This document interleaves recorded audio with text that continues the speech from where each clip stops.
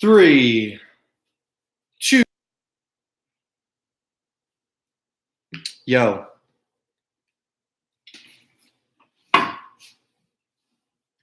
Get the plants back there so you can see the plants. Connect and tap into nature inside those little pots. Okay. Relationships. And what's the title of this video? Relationships and twin flame. All right, so let's do this. What do I know about relationships? Well, I know a lot. Now, I could say that when I first started dating, like real dating, because my whole life I was going from one relationship to the next, to the next, to the next, to the next, to the next, and then it stopped around college time. I was in my sophomore year, and then I just dated a lot, meaning I didn't settle down. Gotta lick my lips real quick because they're kind of chapped. And I learned a lot. I learned a lot about masculinity and femininity, the more of the essence of them. And I say that because it's the principle of all relationships and energetic polarities, right? Of how people are drawn to one another. And I think that's so crucial because if you don't know what complements your own essence, your own, if you're more feminine or more tapped into your masculine, we have both. So don't be like masculine is not that. We all have both. So usually one is more highlighted than the other. That's all I'm saying here. And I'm typically more tapped into my masculine, right? I'm typically more tapped into my masculine when I am by myself, when I am solo dolo, right? Like when I'm by myself, I have all of these profound thoughts, and I speak to myself in certain ways, and I like reading, and I like taking in really good information, and I also like creating. I like creating so much. I like drawing. I like writing. I like making these YouTube videos. I like penetrating the world with my ideas.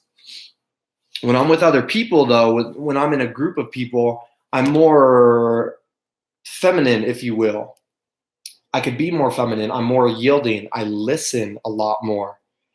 I mean, I don't really even talk that much when I'm in a group like of 2 or more people.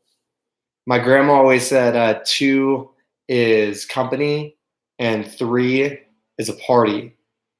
So it's just interesting because I find myself very receptive when I'm around larger groups of people, but at the same time, being around larger groups of people fucking drains me. And I guess I'm figuring out the dance between the two of like letting out my voice when I'm around a lot of people, but not doing it in a way where it's like cathartic and annoying as shit and I'm cutting people off, but still listening in a certain way, you know. And back to dating, let me take a sip of this because I'm losing my voice here. I've been talking so much throughout this week. It's crazy. It's crazy. Okay. So with dating and relationships, I found that I really don't click with a whole lot of women. I'm actually gay. No, I'm just playing. I don't click with a lot of women. I just don't. I find them like really annoying. I find a lot of guys really annoying. And I'm very, very particular about the people who I hang out with. You could ask my my day one friends who I grew up with. I mean, I still hang out with the same people that I knew from first grade all the way till now. First grade, sixth grade, you know what I mean? I still have my like day one homies that I fuck with in a lot of ways. And whenever I go home to Sacramento, it feels like, we just pick up right where we left off. And they understand me in a lot of ways because we grew up together. We're almost like family.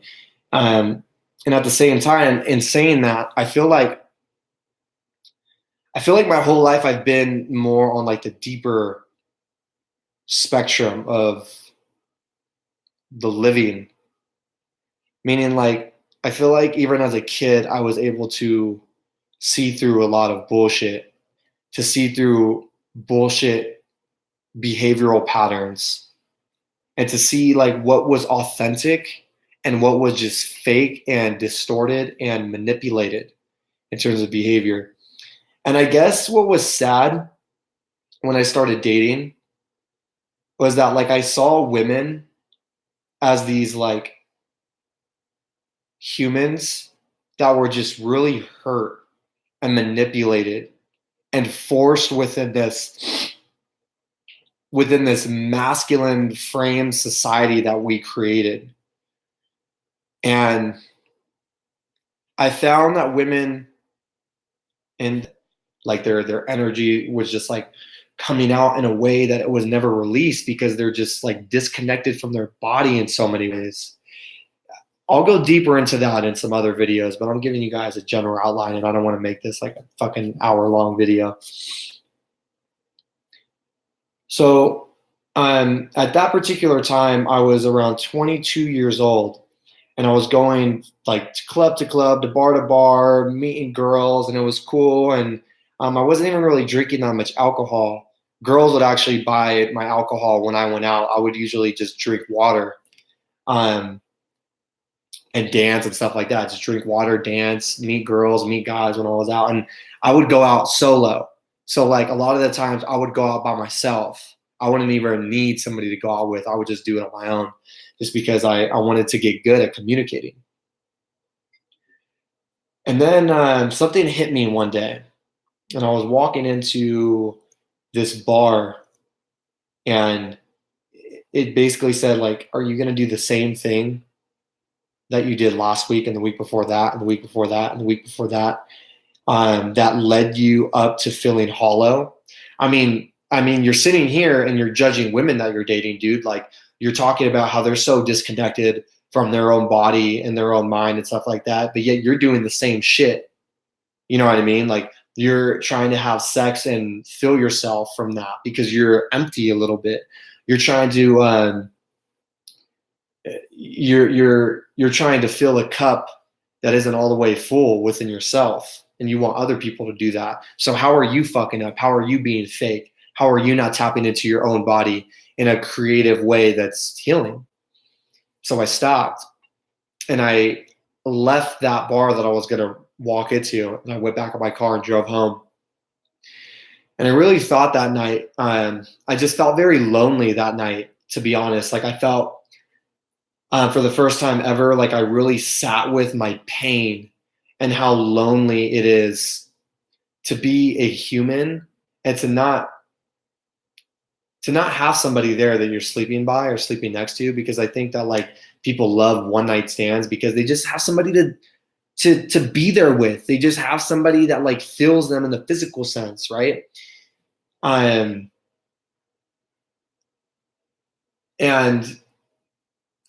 what I also thought about was that like even though I was lonely, I was never disconnected. Like I was not alone, if that makes sense. I was not alone in this world. I knew that other people were going through this. I knew that other people had similar thought patterns to my own and stuff like that. And just at that time, it was very, very difficult because like my whole life, even as a kid, like you're taught all of these subliminal messages as a kid, like, you know, if you're going to be a man, you need to be a real strong man and roll up on a motherfucking horse and pick these girls up who are in a castle, right? And you got to go slay the dragons and slay all the demons, and you need to rescue them from their bed and run out of the castle. And you know, these little delicate, feminine, small women, and you got to save them and protect them. And really, like, we're brainwashed. We're fucking brainwashed by this mainstream, like, culture, you know? And it doesn't make any sense to me anymore. Like, I just started, like, breaking up those patterns of, like, yo, like, I mean, having sex is cool. You know what I mean? Like, it's like there's nothing like special about it unless you make it special, as in you connect your body, you connect your mind, you connect your spirituality. I just slurred my words right there. And I gotta take a quick sip. It just doesn't make any sense to me to stay in that same paradigm anymore when I'm realizing all of these profound truths within myself and just seeing the world the way it is. And I took a step back, and something in my mind told me, you think that you're seeing clearly. You think that your thoughts are your thoughts, but really you don't know anything. But you're starting to know. You're starting to see. And I trusted that. I trusted my inner voice to realize, like, I really don't know shit. Like, I surrendered to not knowing anything. And I kind of let my body just guide me a little bit. And where I felt that I clicked with most women my age, right, for the most part, I usually date older women. I usually don't date anybody below my age or at my age. Meaning, like, for a long period of time.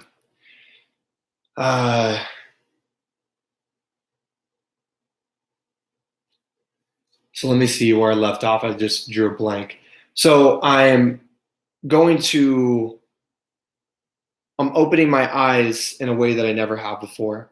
So I'm starting to go to yoga and talk to girls at yoga. I'm starting to go to the hot springs and talk to women and men at the hot springs. But at the same time, I wasn't like, I'm at the hot springs and I'm gonna fucking be Mr. Player here. It was just like, no, I'm gonna making like send people an invitation, like where it's like I'm open to talk if you want to talk and all of this, and we get to know each other. And if something takes off, cool. And then I kept my eyes open to everywhere that made me feel alive. Now, I say that because I met my girlfriend that I'm with currently, and we've been together for a year now, and it's going really, really well. And I found that, like, when you date someone that has a common, not only interest, but a passion similar to your own, it unites a thousand different values that you each have. So that one common denominator ignites 1,000 common values that you both share. And I took her out for the first couple dates and stuff like that. And I didn't even try to make a move. I just wanted to talk to her. I just wanted to like pick her brain and see what she was about. Because to be honest, like I wasn't really even tripping on like sleeping with any more women at that point. I'm just like, yo, I'm taking a break from women. If anything, like I'm taking a break from this shit. So I'm just like, yeah, let's chill. Like I think our first date, we smoked a little bit of tree and we were supposed to go to the rodeo in Reno. And then we turned on like T-Pain booty twerking music. And that's when I knew like we had a vibe. You know what I mean? I'm like, fuck, this girl feels me. Like I'm just being hella goofy in front of her. Like, and she's not judging me. If anything, she's being goofy with me. And we didn't make it in to the rodeo because we got so stoned. But we just sit and talked for like an hour. And I think we even took a lift to go dance somewhere else because we didn't want to drive.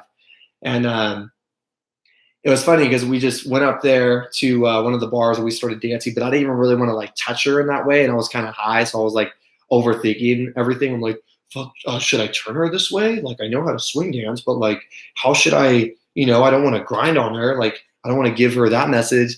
And it was funny because looking back on it, she's like, dude, I thought you were so gay. Like, because she's like, I didn't know, like, if you wanted to dance with me, if you wanted to like freak dance with me, or if you like just weren't comfortable with, whatever. And I'm just like, no, I just wanted to take it slow. You know what I mean? like spent my whole past like year of my life taking everything fast. It's like, oh, I'm attracted to a girl. Cool. Let's sleep together. That's cool. And then the next day I'm like, I feel like shit and I feel hollow again. So we take it slow, and one thing leads up to another. And after like the fourth or fifth day, I like give her a kiss or whatever like that. I just got kind of nervous saying that. I just remember how nervous I was in that moment where I'm like, are your shoulders stiff? I'll rub your shoulders. And she's like, sure. But like, I swear it works every time. It's like ridiculous. But with her, I was so nervous because I just like, I really cared. You know what I mean? Because like, I felt her in the way that I didn't need to touch her to feel her. And it was vice versa. She felt me and she didn't even need to, you know, touch me. We didn't even really like touch or embrace one another until like our fifth, sixth date or whatever the fuck. But no, it's just it's very interesting because, you know, you hear this talk of like twin flame and soulmate and what the hell does that mean? And honestly, like, I don't even know what that means. I'm trying to figure it out. But what I can say about it is that I think we meet people who are at the same paradigm that we're on. I think that we can meet people who have very similar interests in the way of viewing life, and like everything is like flow. Everything is, if you really look at yin and yang, it's masculine, feminine come together, right? And you look at your partner in a way where they're not confined to a category. They don't have to stay in a category. Like, I like petite feminine women. That's what I've been drawn to my whole life, ever since I was a kid, a teenager, growing into my manhood. But my current girlfriend is into Brazilian jiu-jitsu. She has a more masculine essence. She's, you know, she fucking fights with me, you know, like physically, and chokes me out and shit. And I'm kind of into it, and it's kind of like strange, but it's just so out there. But there's no box that I'm placing on it. There's no sense of like, you need to be here because this is what I was used to. I think like, and Osho says this the best, like, to truly love someone is to give them infinite space, to give them as much space as they possibly need to grow into themselves, to make stupid decisions, to make mistakes. And I think the problem with relationships is that we have these psychological holding patterns on one another where it's like, fuck, dude, like how do you change when somebody wants to keep you the same? You know what I mean? Like, how do you grow and evolve with that person? How do you make each other better because you're with each other, not as a means of control, but as a means of moving forward and moving the rest of your community forward? So like, that's my whole thing. And I just feel like so many people have it backwards, where it's like they put sex first. That's the main thing. It's like sex, sex, sex, sex, sex, doom, doom, doom, doom, doom, doom. And then like 7 months later, it's like, yeah, I'm not really into this anymore. I'm burnt out and like tired of your body, you know, but it's so much deeper than that. It's like, it's the body, it's the mind, it's the psyche, it's the soul, it's the expression, the laughter, the traveling. It's it's just the whole essence of love and what love is. And you can't be refined to that. There's no definition of what love is. It just only is. And we can only dance around it as human beings. We can only sit here and do this dance around the fire, but we never truly, I think, can truly tap into it. We can only try to guess and pick at it and stuff like that.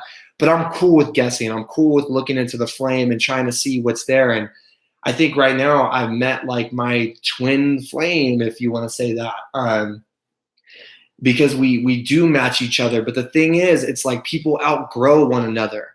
You know what I mean? Like, people sometimes grow really, really fucking fast, and the other person's still out here, still down here. So what do you do with that? I don't know. Do you break up? Do you wait till they get to your same plane, your same mental paradigm? Do you drop back low, like below, and meet them where they're at? Like, I don't know. I'm trying to figure this out. But like, in my mind, what I think happens, oh my God, what I think happens is that when you continue to grow and grow and grow, and you're on your own path, and your partner is having whatever difficulties in life, because we all have difficulties in different ways, like it's a give and take. It's an ebb and flow of relationships, of dynamics. It's like sometimes somebody goes through a rut and they don't know how to get out of it. They're just like in pain and they might be depressed or whatever. I've been there multiple times. And my girlfriend has lifted me up. She has been the one to set the example of like, yo, we still got to work out. We still got to eat good. We still got to be on our shit, even though you're feeling fucked up. Not that she said like, yo, you're feeling fucked up and, you know, you need to feel better. Like, get your shit together. But it was just like, no, like, you know, you're, you know, she allowed for me to express myself and she was patient. So I think with relationships, it's a battle of like being patient, but at the same time, not settling for just what is. Because I think in our society, we've become so complacent and just settled in a distant land of boredom. And the only way I feel like for the mainstream narrative couple to get stimulation is to watch a movie together. It's to crack open Netflix. It's to fuck each other. And like, you know, that's really it. Or go out and have a super fancy dinner. But like for me, it's like, it's so much more than that. It's like traveling with them. It's having different experiences. It's dancing with them. It's ecstatic dance. It's laughter. It's hitting up certain healing, right? Like healing systems. And that's what I talk about. That's what my whole channel is based around, is healing systems and martial arts. But taking your significant other to the hot springs, or doing sensory deprivation with them, or meditating together, or tapping into each other's body in a way that's super hard in this fucking mainstream society that we're in, because it's just so in our head. Everybody's just so in their fucking head all the time. And it's so hard to connect the two. And I guess ultimately what I'm trying to do, the principle of my channel, is just connecting the two. And that's it. Like, I don't give a shit about anything else. I don't care about how many followers I have or anything like that. Like, if somebody could just take a piece of realness that from what I see and apply it to their own life, and like 6 months later it changes your life or it makes it better, then dude, like, I live off that shit. You know what I mean? That makes me feel like I'm contributing to society in a lot of ways.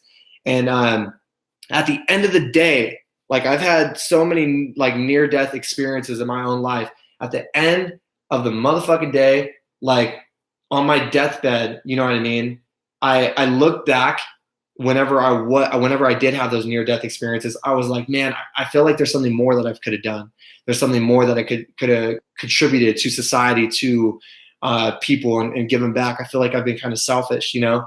So I guess that's what I'm doing right now. I'm trying to give back as much as I can to the community that I'm in, to the people that I'm serving, and all of that. But like, more so than that, now, and I have been hit with near-death experiences, but more in a plant medicine realm, where they destroy your ego and they show you a little bit of death in a healthy way. And before almost letting go of my ego, I said, look, I did some good things here. I did some good things in this world. I did some good things with my life. I used my voice in a fucking powerful way. And regardless of what anybody says or anybody throws at me, I helped a few people. I changed a few people's life. You know what I mean? With the kids that I mentored and the trauma work that I do throughout the week, and working with kids and mentoring young men and young women and stuff like that. And I'm about something. So I think, like, at the end of the day, if you're about something, especially like in your masculine essence, because look at the way that our genitals are organized. The penis protrudes out, and the vagina goes in. The vagina is yielding. It is it receives, right? The penis goes out and inserts itself in things. It ejaculates its energy to spring life. And that's all that I'm doing here, man. But like, I'm not trying to get lost in anything. And I think that we could easily do that, especially in relationships, especially in life, whenever we're trying to do something big, you know, and we start blowing up or whatever. But that's really it. That's all I know on relationships. I know that it's like an ebb and flow. It's a give and take thing. It's never 50-50. It's always this back and forth dance. And if your partner stops dancing, you know what I mean, then I guess you got to take that dance somewhere else.